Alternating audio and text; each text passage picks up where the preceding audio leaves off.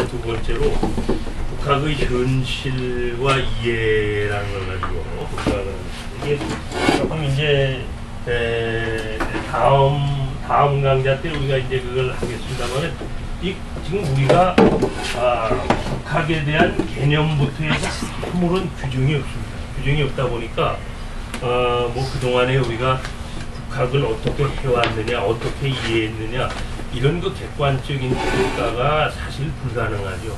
그럼에도 불구하고 우리가 이제 이 국학이라는 명칭을 가지고서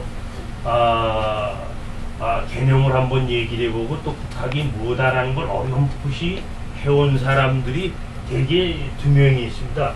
한 분이 이제 연세대 교수였던 황원구 교수고 한 분이 국사편찬위원장을 지냈던 이만열 교수입니다. 근데 황원구 교수님은 돌아가셨죠. 근데 재미있는 일을 한번 소개하면은 한국정신문화연구원에서 80년대 그때 이제 그 민족문화대 백과사전을 갖다가 이제 27권짜리를 내는데 그때 이 국학이라는 항목을 갖다가 누가 쓰느냐 해가지고 이제 한국살 한 사람이나 한국 철학을 한 사람이나 이런 사람들한테 상당히 많이 의뢰를 했다고 그래요. 그런데 이 국학에 대해서 다 이 국학 항목에 대해서 다 그냥 쓰는 걸 거부하고 그러다 보니까 이 황원구 선생이 민족문화대 백과사전 국학 항목을 갖다 썼습니다. 그런데 황원구란 분이 어떤 분이냐면은 이분은 동양사를 한 분이에요. 동양사. 이 사람이 한국사를 만약에 했으면은 이 사람도 아마 거부를 했을 겁니다. 국학 항목에 대해서 국사편찬 이 민족문화대 백과사전의 어떤 그 국학 항목 반대를 했을 텐데 이 양반이 동양사다 보니까 그냥 국학에 대해서 이 양반이 사전 항목을 갖다가 썼죠. 그래서 오늘은 한번 특히 이제 이만열 교수가 연세대 동방학연구원에서 나온 동방학지가 있는데 국학연구원 동방학지 거기에서 이제 국학에 대한 어떤 논문을 쓴 게 있어요. 거기서 국학을 갖다가 제1기, 2기, 3기로 나눈 거 그걸 갖다 바탕으로 해서 우리 국학을 갖다 우리가 어떻게 이해하고 있느냐라는 걸 간단하게 한번 짚고 넘어가서 다음 시간에 우리가 국학의 어떤 진정한 개념을 뭐라고 해야 될 거냐라는 걸 한번 생각을 해보도록 하겠습니다. 먼저 보면은 국학을 갑론을박하다라고 이제 얘기를 하는 거죠. 뭐 국학에 정설이 없다 보니까 그냥 뭐 이렇게도 얘기하고 저렇게도 얘기를 하고 난리가 나는 거죠. 뭐 보면 일반적으로 국학은 우리 역사 현상 속에 녹아내려온 모든 사상과 관련이 되죠. 이 사상이라는 것은 이제 어떤 이데아가 아니라 이거 인사자의 모양 이건데 이건 어떤 우리가 흔히 개념과 현상을 갖다가 이렇게 다 말해서 사상 이렇게 얘기를 합니다. 이렇게 얘기합니다. 그러니까 국학 그러면은 우리 역사 현상 속에 녹아내려온 우리 민족과 관련한 모든 사상과 관련이 된다. 이렇게 얘기를 한번 해봅니다. 따라서 국학이라고 하면 우리나라와 관련된 총체적 학문을 말하는 것으로 이해되고 있다는 겁니다. 지금 또한 국학은 다른 나라의 학문과 구별되는 특성으로 정체성과 독창성을 존립 기반으로 한다라는 겁니다. 그렇죠. 만약에 우리가 정체성이나 독창성을 존립 기반으로 하지 않는다면 국학이라는 명칭 자체가 의미가 없다라는 겁니다. 이 국학이라는 명칭 속에 이미 상대적 가치가 담겨있기 때문에 그렇게 얘기가 됩니다. 물론 최근 국학을 한국학과 같은 개념으로 부르게 되면서 지금 요즘에 우리나라 학자들은 국학을 말하는 게 부담이 되니까 거의가 한국학이라고 두루뭉술하게 다 얘기를 해버립니다. 한국학. 근데 우리가 이제 다음 시간에 한번 한국학과 국학의 차이를 한번 분명하게 얘기를 하겠지만은 한국학이라는 건 뭐냐 하게 되면은 나그네가 나그네에게 부르는 학문투입니다. 그러니까 내가 나라고 못하고 내가 저라고 얘기하는 희한한 거 아닙니까? 쉽게 얘기하면 이제 제가 여러분에게 말씀을 드리면서 제가 한번 말씀을 드리면은 제가 낮춰서 아니면 뭐 제가 형식으로 내가 한번 내가 말씀드리면 이건 자연스러운데 김동환이가 얘기를 드리면은 이 얼마나 이게 어색합니까? 우리가 한국학이라고 우리가 구태여 얘기하는 게 바로 뭐냐 하게 되면 제가 여러분 앞에서 김동환이 얘기를 하면 김동환 이런 거랑 똑같은 거예요. 그건 다음 시간에 한번 우리가 생각을 해보고 그 양학 또는 외국학과 구별하기 어려워 양자의 경계를 나누는 것이 쉽지 않다는 주장과 함께 국제화 시대에 걸맞는 국학의 정립을 요구하기도 하고 있습니다. 지금. 그러나 국학이라는 의미 규정을 올바로 정립하지도 않은 현 시점에서는 쉽게 공감만 할 수 없는 부분이기도 하다. 왜냐하면 국학에 대한 기본적인 틀이 안 잡혀있는 상황에서 국제화 시대에 걸맞는 국학 정립을 어떻게 합니까? 토대가 없는데 이것은 학자에 따라 국학과 한국학을 구별하면서 흔히들 이렇게도 얘기를 해요. 국학이 문사철을 중심으로 우리나라 전근대 사회를 연구하는 학문이었다면 그러니까 이건 벌써 뭡니까? 국학을 약간 봉건적인 학문, 전근대적인 학문, 좀 구시대적인 학문으로 생각을 해보는 거죠. 그리고 한국학은 뭐냐? 해방 후 사회과학을 중심으로 우리 사회 현상을 연구하는 학문으로 간주하는 점도 고려해야 한다는 것이다. 그리고 국학과 한국학을 같은 의미로 혼용하는 경우라도 국학에 비하여 한국학이라는 명칭이 체제 분단적 요소를 강하게 내포하고 있음도 우리가 또 염두를 해둬야 됩니다. 한국학 그러면은 북한은 조선학이죠. 근데 다음 시간에 한번 비교해 보겠습니다만 북한은 그 조선학으로서 영어로서는 뭐라 코리아노로지라고 그럽니다. 코리아노로지라고 이렇게 근데 우리 한국학은 뭐냐 하게 되면 코리아노로지가 아니라 코리안 스터디즈라고 이렇게 쓰죠.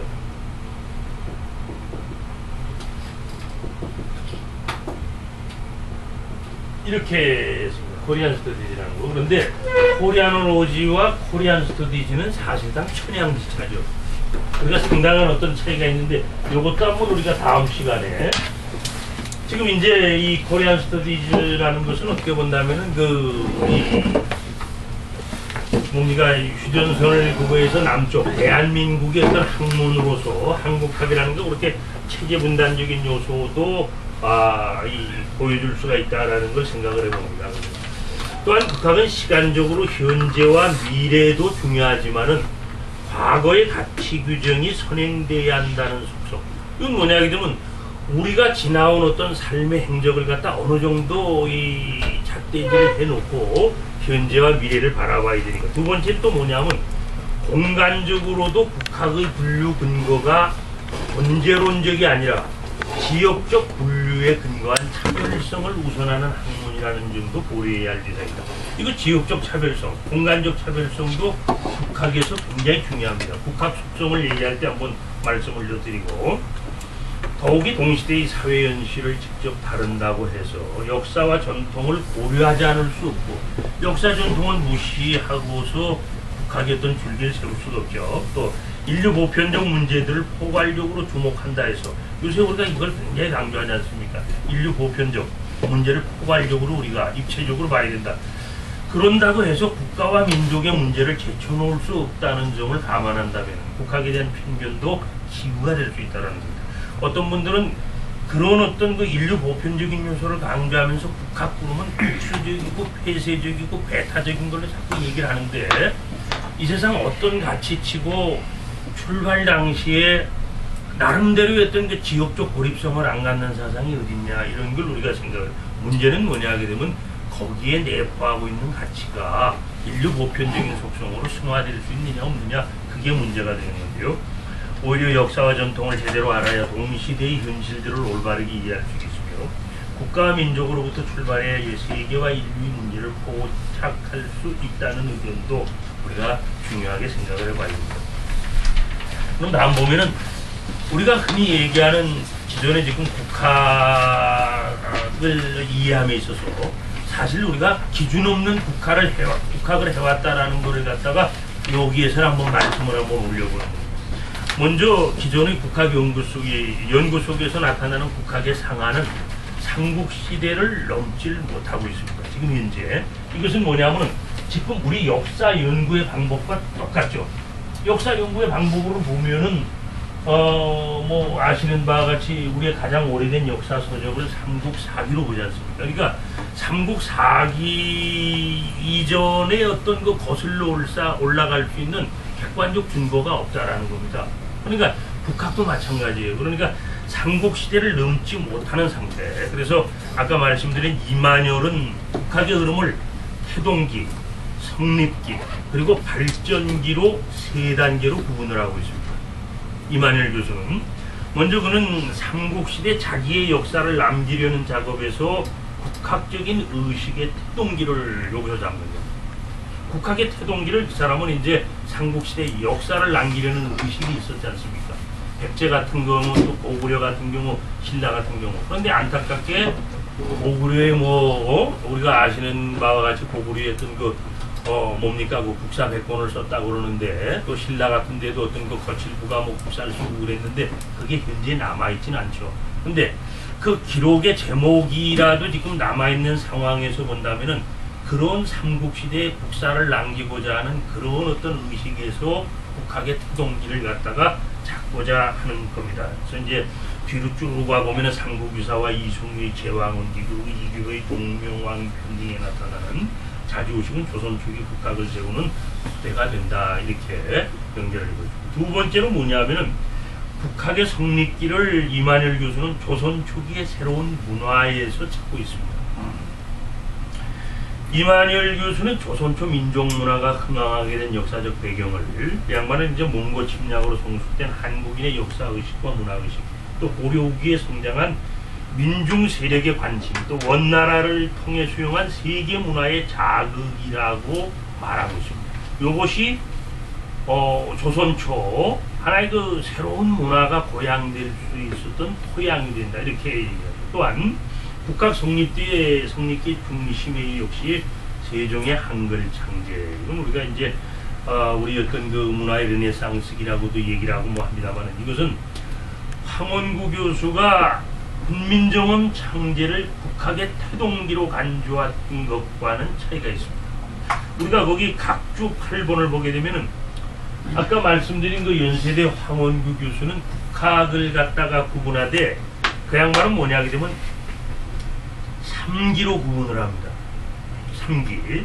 예, 그런데 그 1단계를 신학시대를 제1단계 국학기로 보고, 그리고 2단계를 뭘로 보냐면 일제침략기를 봐요. 일제침략기를 보고 3단계는 뭐냐면 해방 후에 이루어진 국학연구의 분위기를 3단계로 봅니다. 근데 우리가 이렇게 보면은 황원고 교수의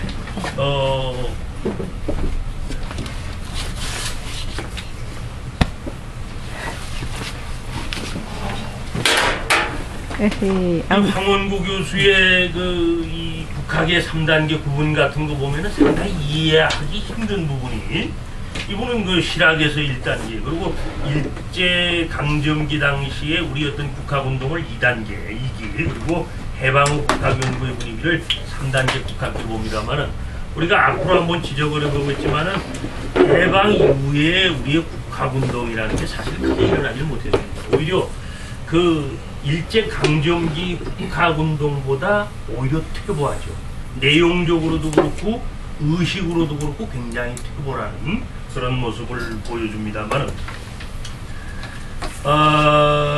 아무튼 훈민정음에 나타나는 민족 국가의식, 그리고 예민의식, 그리고 문화주의적 이 동기가 국학의 어떤 그 중요한 성립의 요소가 된다, 이렇게 얘기합니다. 이와 함께 자주적이고 국학적인 분위기는 조선 전기 문학의 전반을 의미하는데, 인문학에서는 우리의 역사 문화, 인문지리를 정리하는 데서 두드러지고 사서, 편찬과 각종 문화유산의 보존, 그리고 과학기기 등의 발명 등에서 찾을 수 있음을 이만열 교수는 얘기를 합니다. 그게 이제 국학 성립기로서 조선 초기의 어떤 그 문화가 국학 성립의 중요한 동기가 됩니다. 마지막으로 이제 조선 후기 실학 시대를 그는 국학의 발전기로 이만열 교수는 봤습니다. 그 임난이나 호란, 양난 이후 새로운 의식의 대도와 주작에 대한 비판과 반성, 그리고 고증학, 어떤 그 중국 청나라의 어떤 고증학, 그리고 서학의 수용을 그 주요 배경으로 보고 있죠. 특히 사상적으로 인물성 공론으로 인한 화이관적 세계관에 대한 근본적 변화 이렇게 얘기를 합니다. 근데 우리가 이제 이 인물성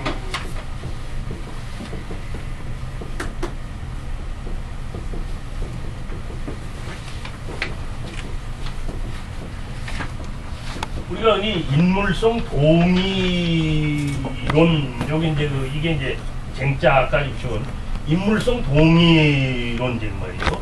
자, 그 어떤 그 인간과 사물이 어떤 그 본성이 같으냐 다르냐 이게 이제 중요한 논쟁거리가 되지 않습니까? 이 조선주에서는 요거 이제 권상하에 둘 다 권상하 문화인데 이간이라는 사람과 한원진이라는 사람 이 한원진이라는 사람이 대표적으로 주동이 돼서 하는 겁니다. 우리가 흔히 이 이간이라는 사람은 라카 지방 사람이에요. 라카라는 거는 지금의 서울 한양 지방이죠. 한양 그리고 요 한원진은 호석 지금의 충청도 지역 인물들을 중심으로 이걸 강조했다고 해서 우리가 요걸 호락 논쟁이라고 얘기를 하는 겁니다. 호락 논쟁.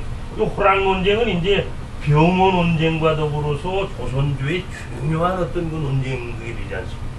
이 호락 논쟁이 바로 인물성 동의 논쟁입니다. 인물과 사물의 본성이 같으냐 다르냐. 근데 이게 지금 여기 이간에 의해서 주창된 인물성 이론이라는 것은 인물성 동론이라는 어떤 의미와 이론이라는 그 차이는 굉장하죠. 이게 인물성 원래 이론이 사실 그동안에 주자학으로서 점철된 조선조 사회에서 인물성에 대한 이해가 이론 아니겠습니까? 다르다라는 겁니다. 인간과 사물의 본성은 근본적으로 차이가 있다. 그러니까 인간은 태어나면서부터 뭐라는 겁니까? 이 씨가 다르다라는 겁니다. 여기에서 바로 뭐냐 하게 되면은 화와 이가 분명하게 선천적으로 구별된다라는 거예요. 화이를 본다는 거예요. 그런 거 아니겠습니까? 그죠? 화는 결코 이가 될 수 없다. 그리고 이는 결코 화가 될 수 없다라는 거예요. 그런데 만약에 인물성 동론 입장에서 보면은 이게 달라지죠. 이건 뭐냐면 인간과 사물이 본성이 같다. 그러니까 화나 이가 궁극적으로 화가 이고 이가 화다. 이런 얘기 아니겠습니까? 이런 게 될 수가 있는 거예요. 여기서는 이게 같다라고 볼 수 있는 거고 여기서는 이게 다르다는 거예요. 근본적으로. 그러니까 더 나라로 확대시키면 뭐냐면 중국이 결코 조선이 될 수 없고 조선은 결코 중국이 될 수 없다는 겁니다. 조선이란 나라가 중화의 국가가 될 수가 없다는 겁니다. 그러니까 인물성 동론이 나타나면서 뭡니까? 그러니까 우리 오랑캐가 화가 되고 화가 오랑캐가 될 수 있다는 거. 이런 인식이 생길 수가 있는 거예요. 여기에서 우리가 뭐가 되는 겁니까? 여기에서 바로 여기서 북학파가 여기서 나타납니다. 북학파의 어떤 이 북학파 형성에 커다란 영향을 주는 것이 인물성 동론이다. 인물성 동론. 그리고 이거는 뭡니까? 화이 사상을 굉장히 강하게 만들어서 조선 후기 어떤 게 와요? 1616년에 어떤 사건이 벌어집니까? 바로 명나라가 멸망하는 거죠. 이 청나라가 건국을 하는데 청나라 건국은 우리 이 동아시아의 최대의 사건이에요. 어떤 이 근본적으로 뭔가 이 세계의 질서가 바뀔 수 있는 중요한 건데 우리는 어떻게 된 겁니까? 이 청나라 건국에도 불구하고 우리는 어떤 걸 우리가 아시는 바와 같이 광해군은 뭡니까? 광해군은 이 청건국 이 명청 교체기 때 아주 그 혼란스러운 것 때 광해군은 뭘 내세웁니까? 중립노선을 취합니다. 광해군의 중립노선이라는 건 사실상 당시는 상당히 현명하게 보는 거 아니에요. 그런데 이제 그 어떤 그 인조가 들어서면서 서인들이 득세하고 철저하게 어떻게 돼? 친명배청을 더욱 강하게 만드는 거 아닙니까?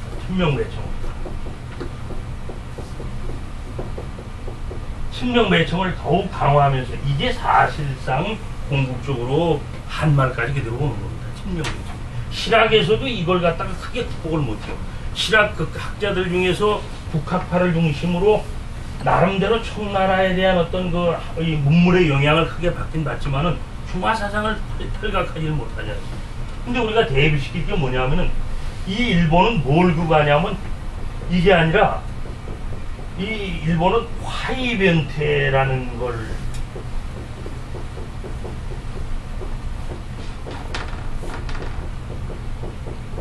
이 화이변태라는 건 책 제목입니다. 일본의 우리가 많이 가는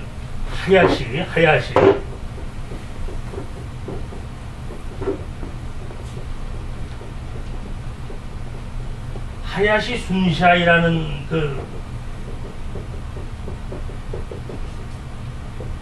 이 사람이 화이변태라는 책을 갖다가 1647년에 써요.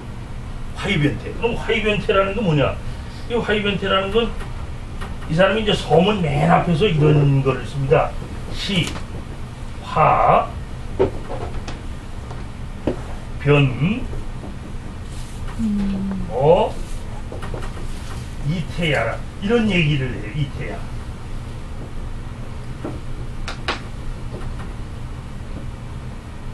시와 변호 이태야. 변자 이거죠.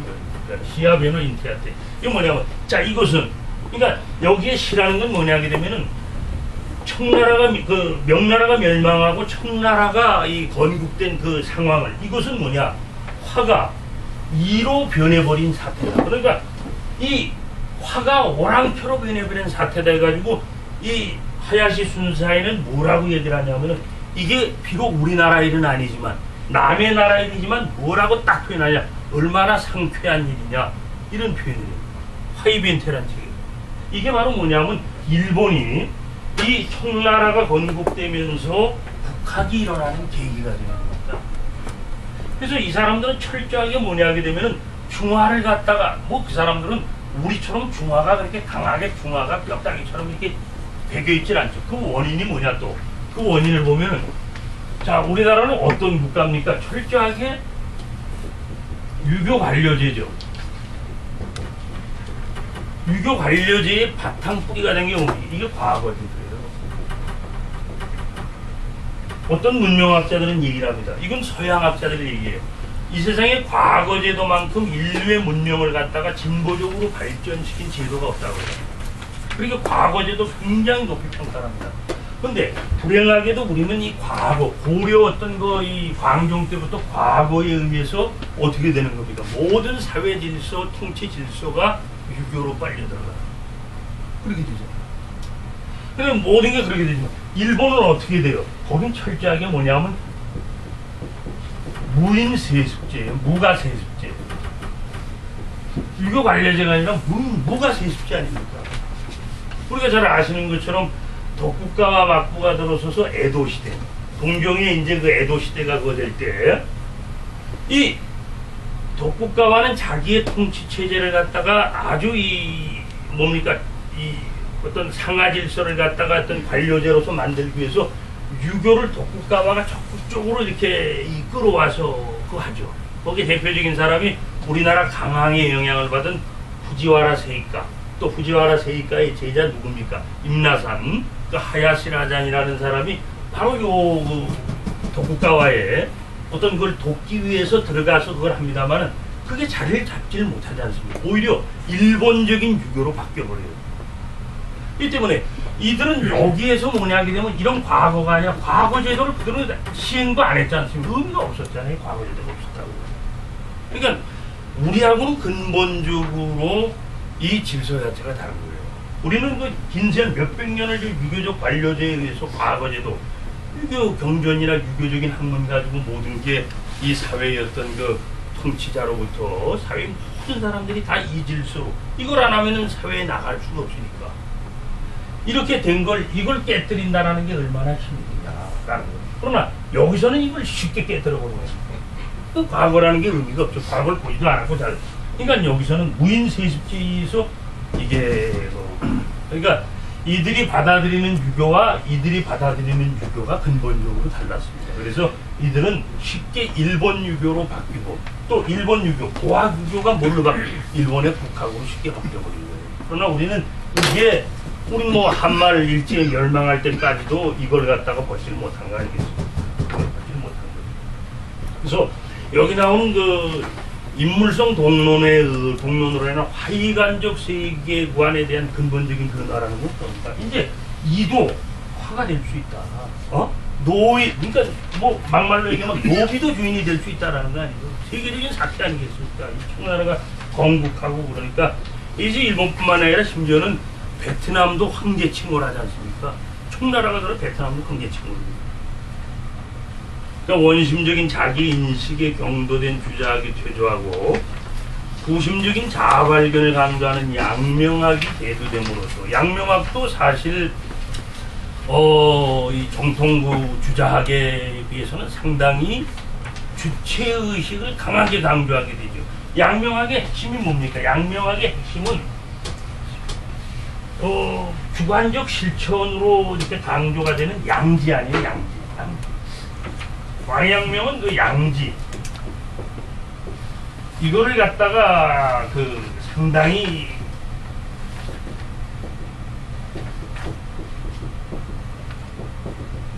이 마음의 원성이라고 얘기하는 거예요. 그러니까 어떻게 본다면 이걸 구태여 이렇게 딱 표현한다면 이게 어떻게 본다면 주체예요, 주체. 그래서 가끔 보면은 왜 우리나라에서 이 주자학 계통으로 그거 한 사람들이 아니라 양명학을 한 사람들이 독립운동이나 혹은 뭡니까 역사의식에서 좀 더 그 민족적인 그런 걸 강하게 보여줬을까? 대표적인 게 이종희도 이 양명학의 강화파에서 출발하셨죠. 그리고 이건창, 그리고 김태경, 잘하는 박은식, 그리고 정인보 다 양명학의 영향을 강하게 받는다. 그리고 이런 양지와 더불어서 이 사람들이 가는 게 지행학이라니까, 지행학. 이 때문에 상당히 이 주관적 실천주의가 강하게 나타나는 건데 아무튼 양명학이 대두됨으로써 국학의 자아인식이 한층 더 고조될 수 있었다고 그렇게 말을 합니다. 그렇게 담을 보게 되면 우리가 실학을 국학이라고 그동안에 얘기를 하다. 이건 이제 실학을 국학이라고 정인보 선생이 이제 그렇게 얘기를 하는데, 자, 보시면은 흔히 국학을 논하는 학자들이 실학시대를 주목하는 것도 이러한 판단과 연결된다. 이 시기에는 자기 의식의 성장을 토대로 역사학을 비롯하여 고전정리, 어문학, 철학, 지리학, 의학, 농학 등 여러 분야에서 겹쳐서 학문적인 업적이 이루어졌다. 그러므로 조선 후기 실학시대를 우리 학문사 내지는 문화사에서는 일종의 문의 웅기와도 같은 시기로도 봅니다. 그리고 우리 정신사적 입장에서 보면 전통적인 유교 사상의 최후를 양식하는 변혁기라고도 평가를 하는데, 이건 우리가 객관적으로 보면 과장이죠. 어떤 유교가 어떻게 여기에서 이 변혁의 최후를 맞습니까? 유교라는 것은 흔들리질 않습니다. 이 신학시대에도 우리가 이제 뒤에서 보겠습니다만, 그 중에서 역사학 분야에서는 강목체 수술로 정통론에 입각하여 기록한 안종복의 동사 강목을 갖다가 볼들 수 있다. 우리가 이 강목 우리가 사마강, 중국의 사마광이 쓴 자치통감이라는 게 있지 않습니까? 자치통감. 이 자치통감이 어떻게 본다면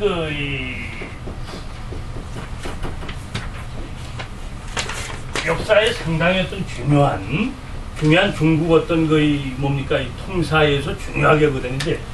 이 주의, 우리가 흔히 주자라고 그러죠. 주자가 이 자치통감을 갖고 뭘 합니까? 자치통감 강목이라는 걸 쓰죠. 자치통감 강목. 이 자치통감 강목이 바로 우리 조선 후기 강목체 역사 소술의 교과서가 되는 거죠. 그러니까 이건 뒤집어 말하면 주자의 역사의식이 강하게 여기에 깔려있는 거예요. 왜냐하면 주자는 자치통감 강목을 갖다 만들면서 이게 뭐냐면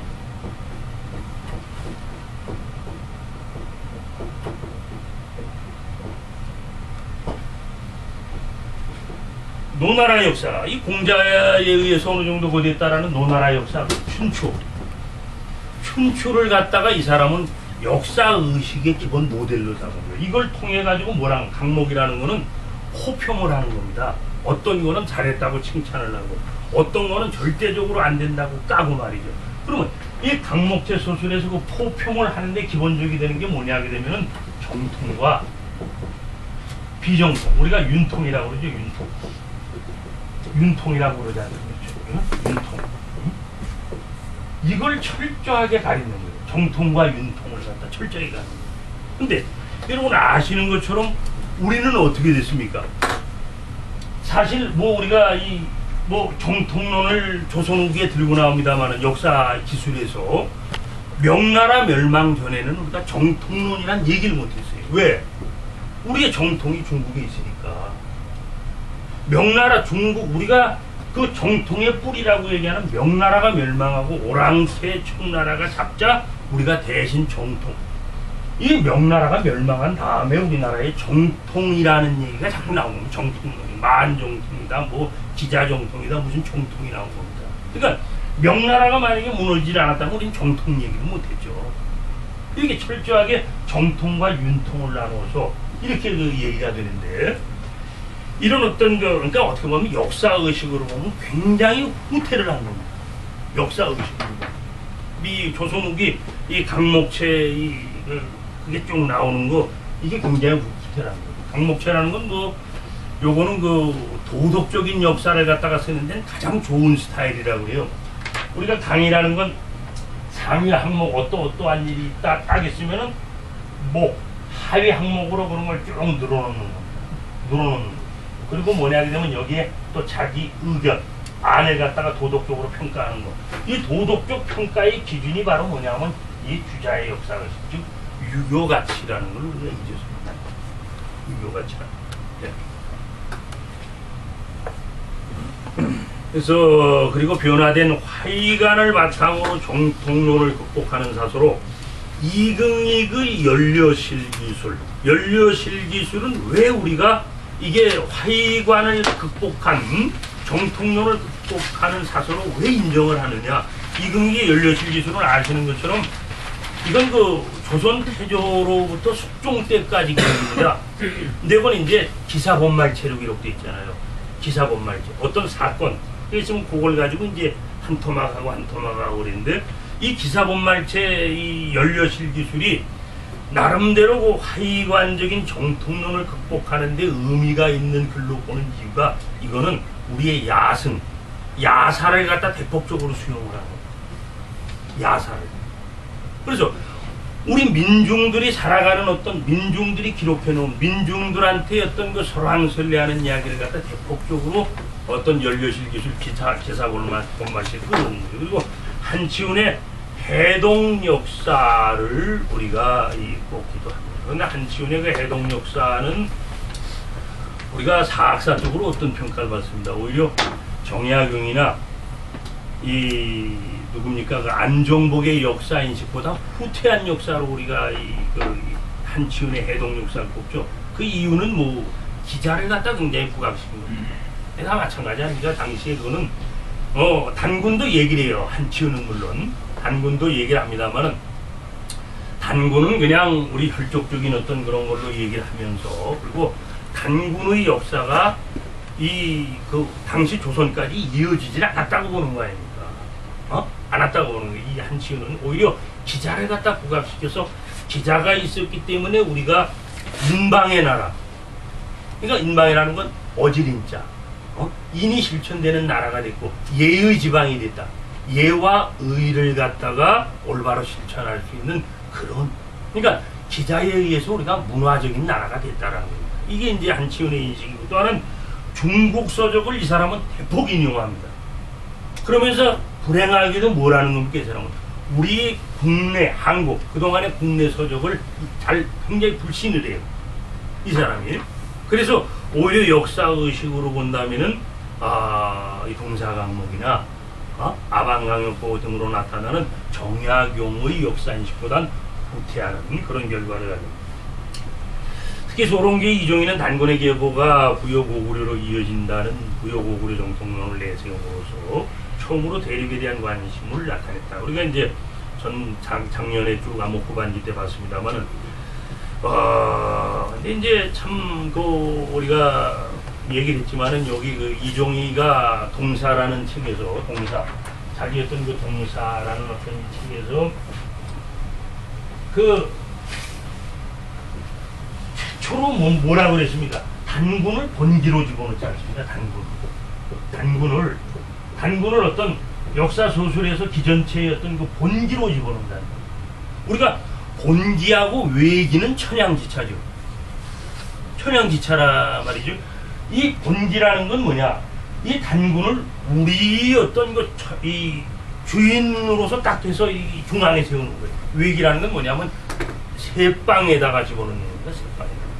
그렇죠. 가끔가다 우리가 어떤 분들은 이런 얘기를 해요. 우리가 조선 전기 때 나온 동국통감. 지금도 우리가 동국통감이라는 게 역사인식에 상당한 중요한 책이 되지 않습니까? 조선 전기. 그 동국통감에서 만약에 단군을 갖다가 외기로 처리하지 않고 본기로 세웠다면은 그 이후의 역사인식이 달라졌을 거라고 봅니다. 그러나 불행하게 뭐냐? 이 동국통감에서 단군을 외기로 밀어버립니다.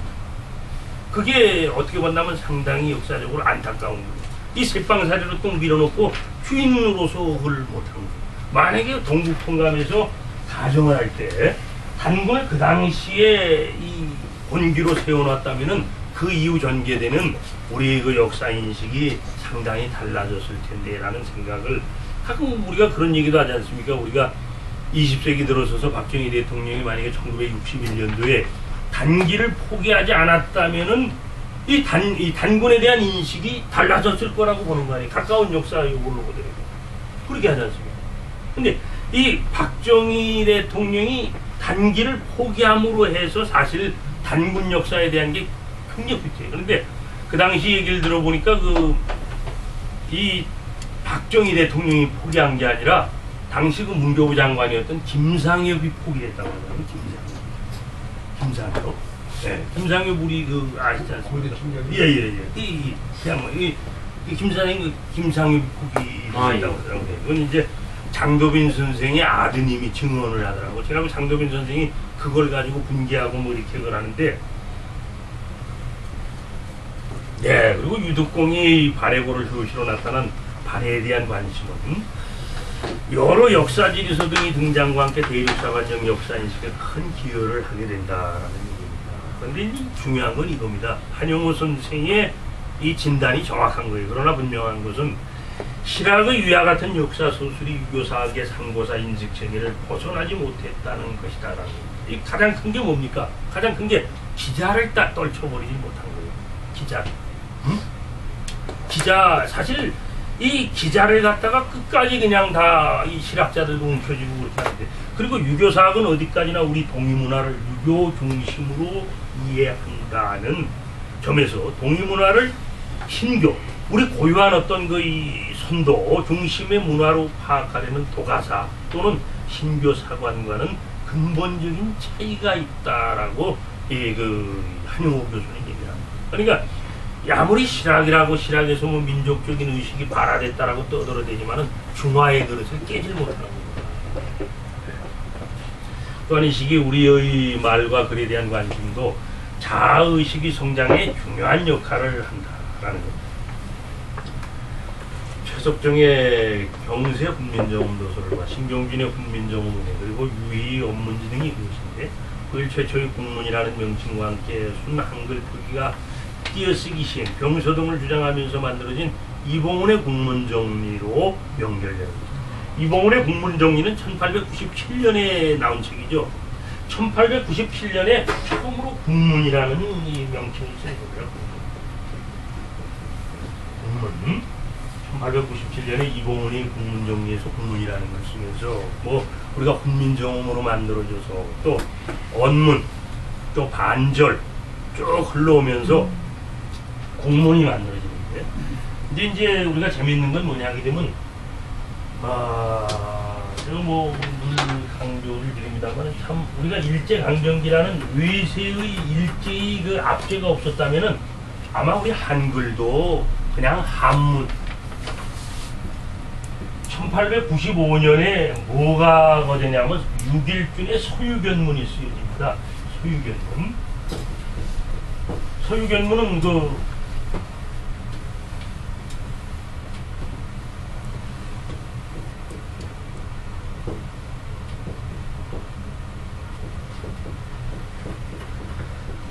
우리나라 최초의 기행문으로 보는 거 아닌가? 서유견문. 서유견문이 또 우리나라 최초의 뭡니까?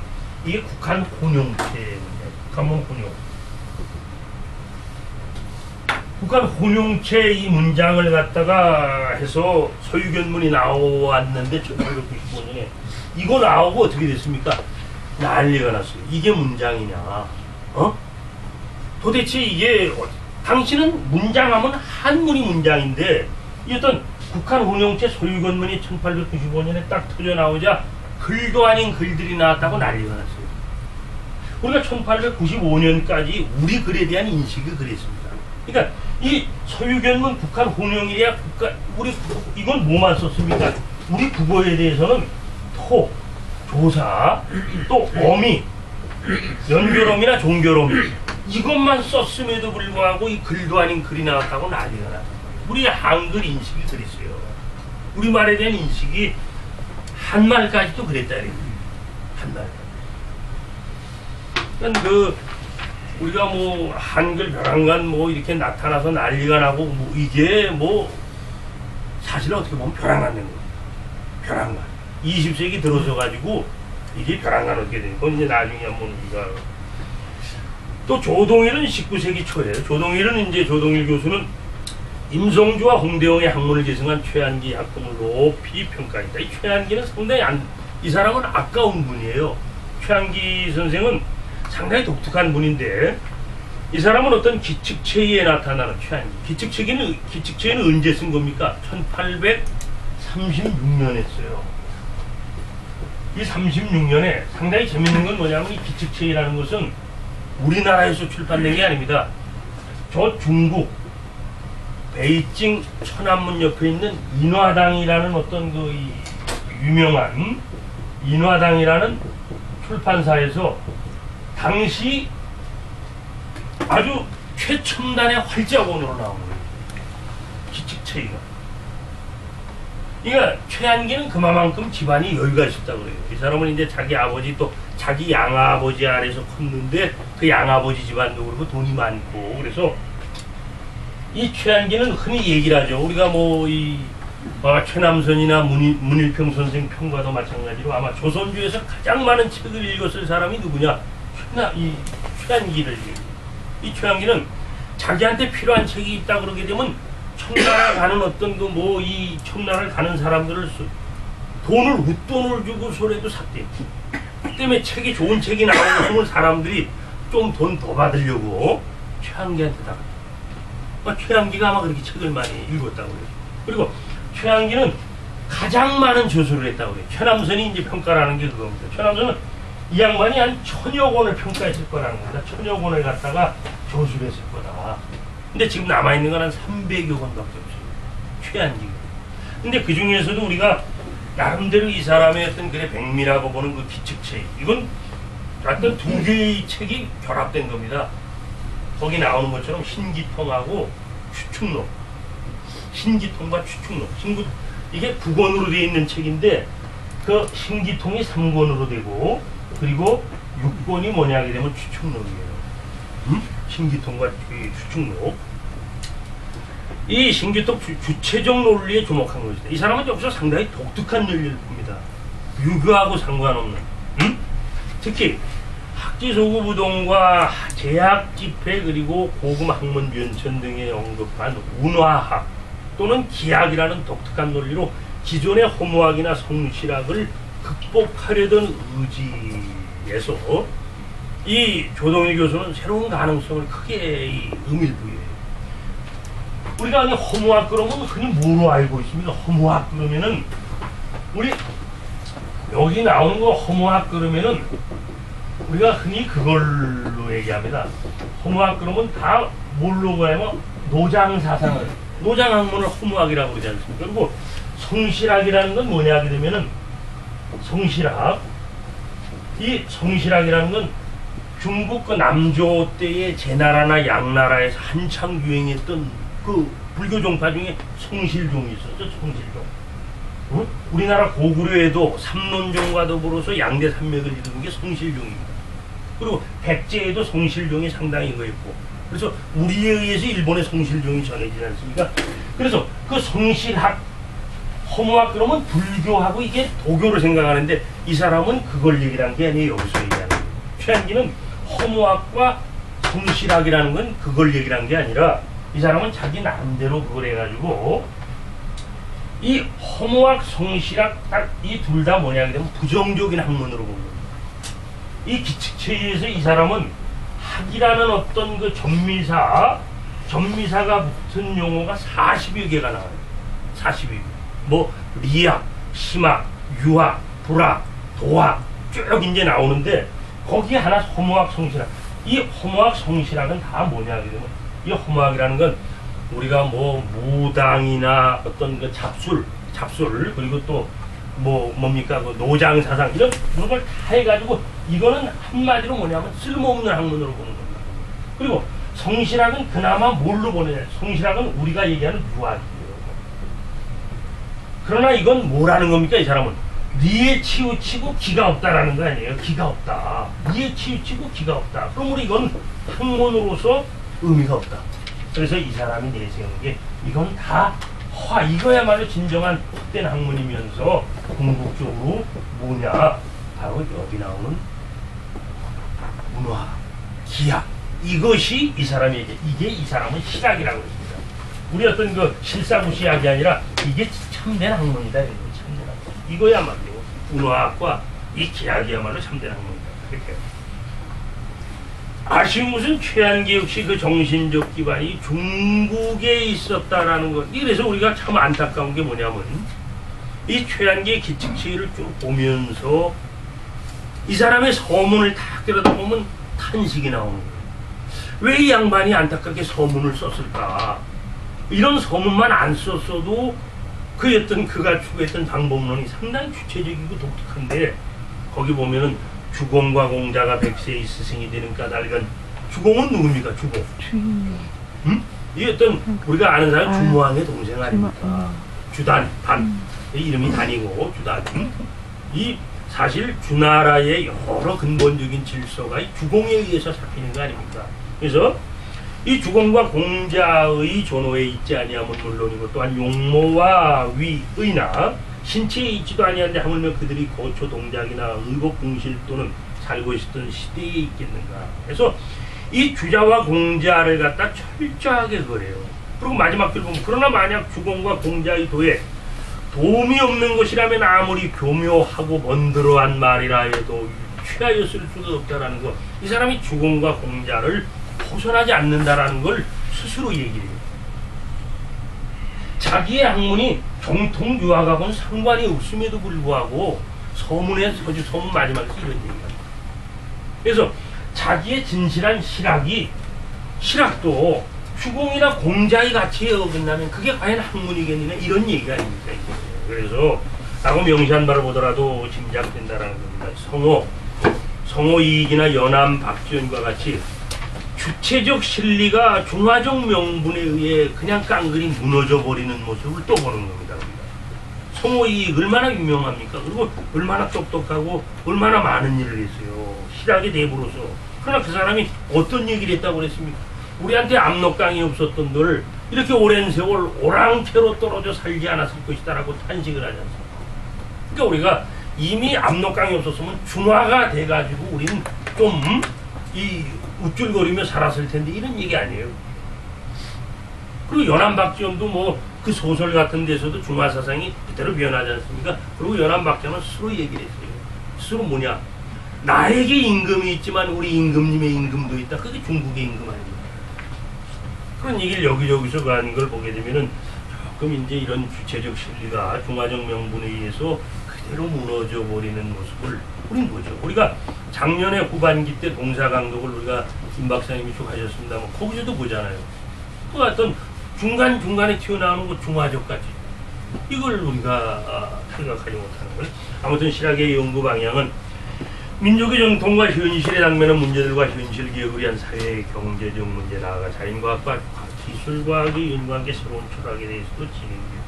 그러므로 실학이 국학이라는 명칭에 부합될 수 있던 근거는 한계성이나 제약성에도 불구하고 어느 정도 민족주의적 성격을 띈 것과 함께 근대지향적 성격과 민중사의 이익을 대표하는 사상이요 이론이었다는 데서 찾을 수도 있겠다. 이 강만길 교수가 평하는 겁니다. 그러나 여기서도 우리가 문제가 되는 게 뭡니까? 민족주의적 속성을 가지려면 반드시 뭐가 있어야 됩니까? 어떤 구질서, 봉건 질서에 대한 타파가 있어야 돼요. 그런데 우리 중화사상은 구질서, 봉건 질서의 가장 중심적인 가치가 중화죠. 그걸 갖다가 인정하는 데서 과연 여기서 민족적인 속성을 우리가 도려낼 수 있느냐, 이런 문제가 오는 겁니다. 또 더욱이 간과할 수 없는 것은 실학에 있어서 실제성의 판단은 모름지기 이민족과 국가를 어떻게 위하는가의 여부로부터 내려진다는 지적과 함께 실학이 지향하였던 실제성의 기준이 어디까지나 나를 감싸고 있었던 이 민족에 있었다는 주장을 갖다가 이게 김준혁 교수가 하는 겁니다. 근데 이것도 문제가 있죠. 어떻게 나를 감싸고 우리 주체성이 여기 어디 있습니까? 중화사상이라는 그릇 속에서 떠들어댔던 건데 그런 것도 우리가 네 번째 보면 위당이 국학을 말하다. 기존의 연구는 국학이라는 용어가 사용되고 그 개념이 정립된 시기를 1930년대로 우리가 얘기를 합니다. 물론 이것은 신라신문왕 때 고려 성종 당시에 설치된 교육기관으로서 국학과는 무관한 것이죠. 일제 침략과 통치기를 지나면서 한국적인 것이 말살되어갈 위기에 처하자 일부 학자들이 한국적인 것을 되찾아 이를 살려나가고자 하는 학문적 분위기에서 나타난다.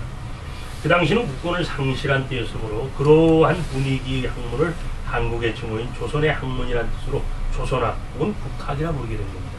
여기에 대표적인 사람이 정인보와 안재용이 조선학 운동을 주도하는 거 아니겠습니까? 그리고 이러한 학풍은 한말부터 광복무렵까지 애국적 학자들에 의해 수행되었다. 이들은 현실 비판에서 민족사의 바른 이해를 도모했고 민족의 역사 속에서 한국의 빛을 재발견하고자 노력하는 것은 말과 글을 선양 발전시켜 민족분을 고취하려고 했던 것입니다. 특히 조선 후기 실학시대의 고전을 해설하면서 정인보가 처음으로 국학이라는 용어를 사용했다는 데서 기인을 한다는 겁니다. 그래서 국학이라는 용어를 갖다 우리가 정인보 얘기를 많이 합니다만 황원군은 정인보의 조선 후기 실학파의 학문과 사상 속에서 의도적으로 개척된 탈중국적인 사상의 흐름을 국학의 계보로 파악했다고 밝히고 있다. 그리고 정인보가 실학시대의 고전을 해설하면서 사용한 이러한 국학 개념을 그대로 차용해서 의미 규정을 한 것이다. 이것은 이건 뭐냐 하게 되면 우리가 실학이라는 이름도 사실 문일평이 규정한 거 아니겠습니까? 문일평 선생이 포함 문일평이 실사구시 학풍이라고 이제 그 조선 후기 그런 걸 얘기하면서 실학이란 말이 생긴 건데 그것과 뭐 똑같은 거다. 정인보가 그렇게 이 조선학 국학을 갖다 얘기한 게 그대로 지금 쓰이고 있다는 거. 국학이라는 용어도 조선 후기 당시 시대에는 사용되진 않았지만 현금에는 국학이라는 개념 용어로서 의미를 넓혀온 것과 같은 논리라는 거. 더욱이 해방 후 정인보가 대종기 인물들이 중심이 되어 세운 새로운 체제의 대학을 서대문 밖에 설립할 당시 국학대학이라는 교명을 정인보가 지은 거라고 합니다. 네. 근데 그 대종교 독립운동 했던 그분들이 한국에서 이 국학대학을 설립하지 않습니까? 물론 이것이 이제 이 무너지고 우석대학으로 편입됐다가 우석대학이 다시 고려대학으로 넘어갑니다만은 비록 정인보의 국학과 국학의 관계를 한층 깊게 해줌을 알 수가 있습니다. 근데 이제 정인보는 얘기를 했죠. 국학을 얘기해서 정인보는 진정한 국학을 없었다라고 얘기를 하는 거예요. 뭐라고? 그러나 정인보는 1930년대를 풍미하던 조선학을 진정한 국학으로 보지를 않았습니다. 우리가 보면은 1930년대를 풍미했던 조선학 하게 되면 이게 거의 다 사입의 조선학 아닙니까? 우리가 냉철하게 보면은 지금 우리 기존의 어떤 강단사학 속에서는 마치 거기에서 조선학이 상당히 우리 어떤 그 민족의식을 고양하고 이렇게 나왔습니다만 그건 우리가 중요한 1924년에 중요한 건 뭐겠습니까? 우리 관악의 어떤 청구는 조선제국대학이 만들어지죠. 원래 그 경성제국대학을 조선제국대학으로 만들려고 했는데 조선 명칭이 원래 그래요. 근데 이게 하다가 보니까 이게 조선제국의 대학 이런 오해를 줄까봐 경성제국대학으로 바꾼 거예요. 그러니까 조선제국이라는 얘기가 갈까봐 경성제국대학. 그리고 1925년에는 우리가 아는 바와 같이 조선사 편수회가 만들어졌어요. 그리고 우리가 1930년대에는 뭐가 되냐면 청구학회가 조직돼요. 청구학회. 산해경에 처음으로 우리가 동방에 있던 그 산해경에 나온 우리나라를 얘기하는 건데 청구학회가 조직되지 않습니까? 이 청구학회는 누가 하는 겁니까? 경성제국대학의 교수들 그리고 조선사 편수회의 간부들이 모여서 하는 거 아니겠습니까? 이게 일본 놈들이 뭐냐 하게 되면은 마치 뭐 우리의 어떤 이 역사와 문화를 갖다 동북아와 더불어서 연구해 준답시고 이렇게 조직한 거 아니겠습니까? 여기에서 활동한 대표적인 한국인들이 누구냐? 이제 20년대 말부터 약간 친일적인 서양을 보이는 최남선, 이능화, 그리고 이병도,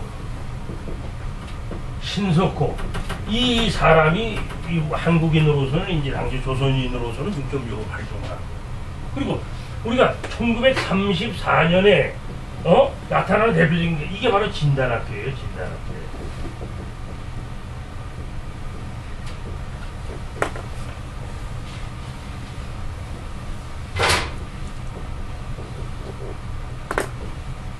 진단학교. 진단이라는 건 뭐예요? 진이라는 건 동방을 얘기하는 거예요. 이 진단이라는 건 동방단군의 나라라는 얘기입니다.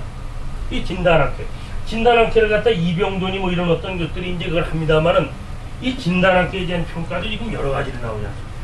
원래 60, 70년대까지 진단학회가 친일단체로 기록이 됐는데 요새는 이게 민족주의 단체로 바뀌었어요.